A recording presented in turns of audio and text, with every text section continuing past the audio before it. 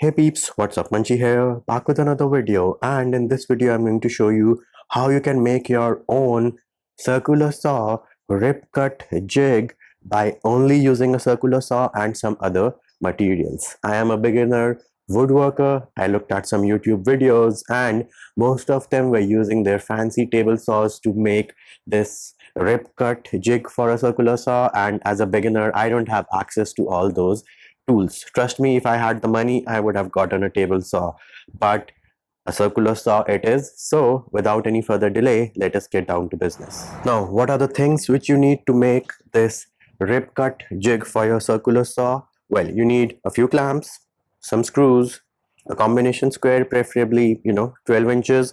6 inches might not work, a tape measure, a pencil, and some wood glue. And then the most important thing here is you would need a piece of MDF or plywood, because that is something which has a straight edge from the factory. So here it is, you can see this edge over here is perfectly straight because it is from the factory. Now the next thing you're going to ask me is, hey Manchi, what should be the length, width and height of the MDF or plywood which I need to buy? Well, length depends on how long you want your rip cut jig to be. The width, we're going to talk about that in a few seconds, and then as for the height of your material, again we're going to talk about that next up.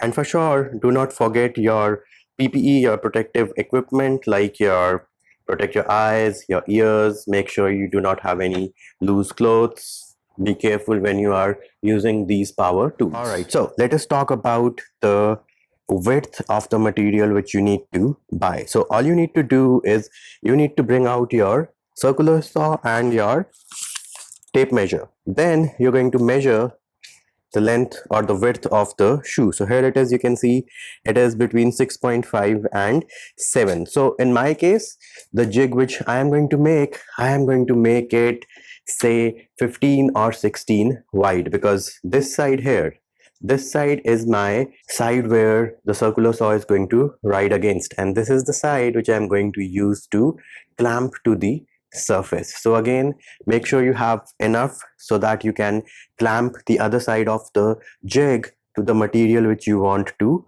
cut. Next up, what about the height of the material? So all you need to do is make a few calculations, and the best way of figuring it out is, let us say in my case, this circular saw can cut up to a maximum of 2.5 inches depth of the material. Now, whatever MDF plywood you use, let us say this piece here, in my case, this edge is 0.75 inches, which means that because my circular saw is riding against this edge over here, my maximum depth which I can cut with this jig will be 2.5 minus 0.75. So that is something which you need to consider. And my personal recommendation is, feel free to go with half an inch of material, plywood or MDF. That should be good enough and strong enough to handle the weight of your circular saw. And why am I using quarter of an inch if I'm recommending you to use half an inch? Well,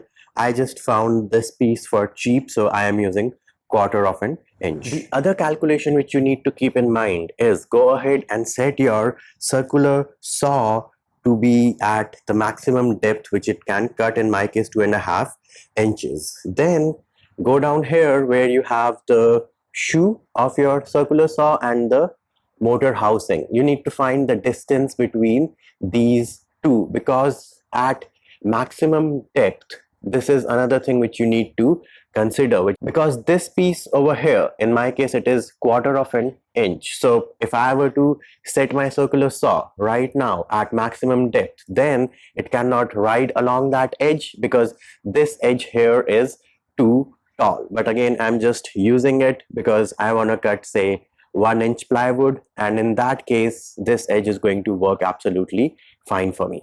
And then the last number which you need to know is the height of your shoe plate. So here it is, in my case this is the height. You can see it is around half an inch.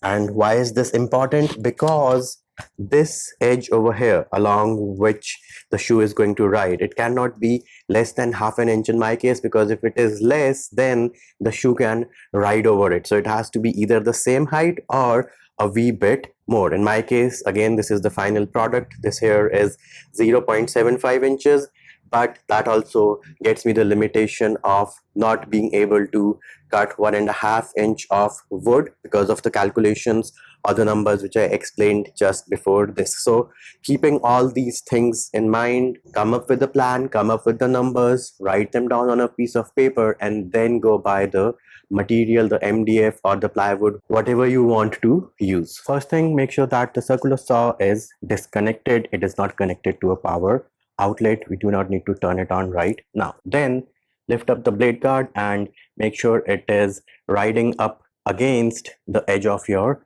board, right up against it. And then the next thing we're going to do is we're going to take a tape measure and measure the distance from the end of the shoe, which is here, or the bottom plate, to where your zero is. So we're going to measure that. So here it is. You can see in my case the zero is around the 5-inch mark. Then we are going to use our combination square and make two lines. So one is at 2 inches, which is this one over here, and then the second line is at 8 inches. It will take you a little bit of practice to draw a straight line using a combination square, but once you get the hang of it, it is pretty easy. The other thing I want you to mark is where the factory edge is. So I'm going to draw an arrow like this and write in over here FE, which signifies factory edge, and this edge over here of this MDF or plywood, whatever you're using, is pretty straight out of the factory. And before you ask me how did I come up with these numbers of 2 inches and 8 inches, well, it all depends on your distance between the end of the shoe and the beginning of the blade. In my case, it was around 5 point something inches. So this 2-inch piece will be our guide, and this other piece is left to be 6 inches. So when we use this straight edge now to cut this piece, this here is going to be a straight line. It will make more sense once we go along in the video. The next thing we need to do is connect your circular saw to the outlet and try to cut a straight line along this line, which is at 2 inches. It doesn't have to be perfectly straight.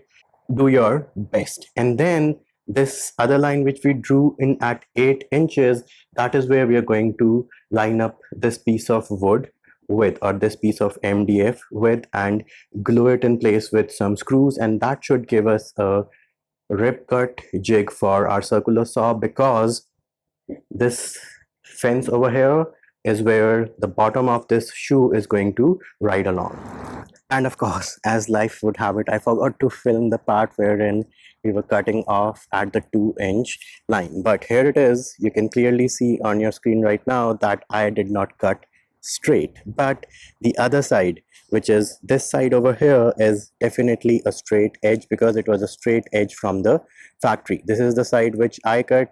It is not straight at all, but we care about this side. The next thing we need to do is we're going to take this 2-inch piece of MDF which we just cut, and this here, this side is the factory edge, which we know is straight, and we're going to line it up with this line which we had made at 8 inches, but now you have around 6 inches of it left. And then once you have lined it up, you can glue it into place using clamps and then screw it in using screws. If you want, you can countersink the screws as well. All right, so once you have made sure that this strip of wood was glued in successfully, you gave the glue some time to dry, you put in the screws which were needed to ensure that it does not move. All you need to do next is put your circular saw on here, let the shoe ride against this edge, and then we're going to cut this edge, and hopefully it is going to be a square. And here it is, peeps. This is our rip cut jig for the circular saw. As you can see, this edge over here is pretty straight, and this is the final product with some screws and some wood glue.